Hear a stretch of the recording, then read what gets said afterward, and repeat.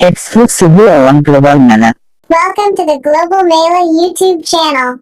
A new storms is about to start in Australia. One near Broome, Australia, there has been a whirlwind, which would later turn into a cyclone. The current wind speed there is 40 to 55 kilometers per hour. When it will come near Broome, the wind speed will be 70 to 90 kilometers per hour. When Broome will come to Marble Bar, then the wind speed will be 65 to 70 kilometers per hour. And when it's from the Marble Bar, the Newman will arrive, then the wind speed will be 95 kilometers. When the Newman arrives, Western Australia will arrive, then the wind speed will be 84 kilometers per hour.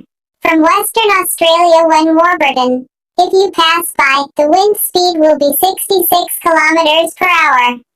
And from there it will be directly in the sea. Then the wind speed will decrease, and there will be strong storm winds. The surrounding area, and the storm will be from the 10th to the 11th. The weather is saying it in the message. From where you are watching the video, be sure to write in the comment box. Thanks so much for being with us for so long. To hear more news like this, subscribe to our channel, and stay tuned by clicking the bell button.